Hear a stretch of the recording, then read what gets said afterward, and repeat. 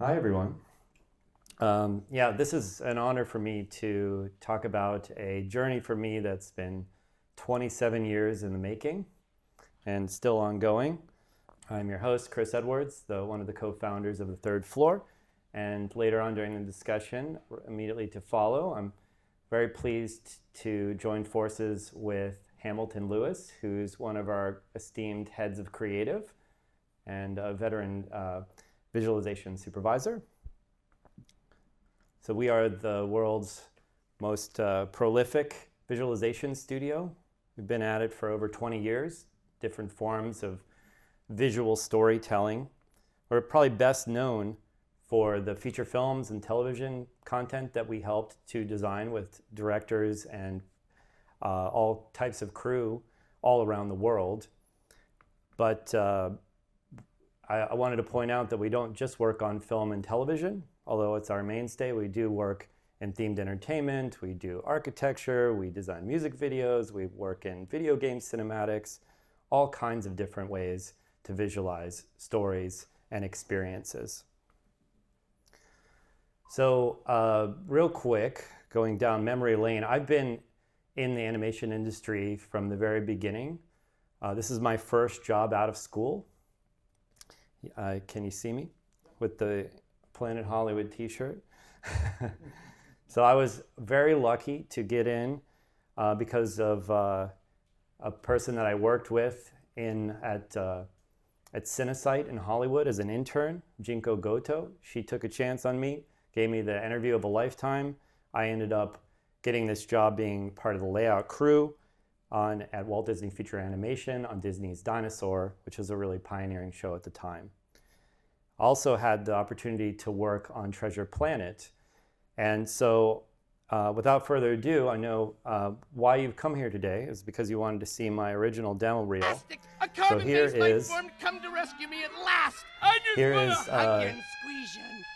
What I did during those about 5 years. Just let go On of the me. top, you see that I sorry. was in charge of And there a was lot this of the layout for many sequences. So I got to design these sequences. Captain Flint wanted to make And sure then nobody later could on, ever get because to we his ran out treasure of zone. layout, they said, well, you could be an animator, so you might as well just animate or be an assistant to the lead animators. So I got to work with a lot of really great folks.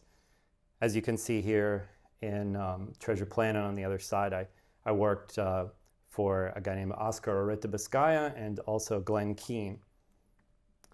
So being able to work on both sides of the aisle, being able to design shots, see them all the way through, and understand what animators went through to get their performances on screen was really invaluable.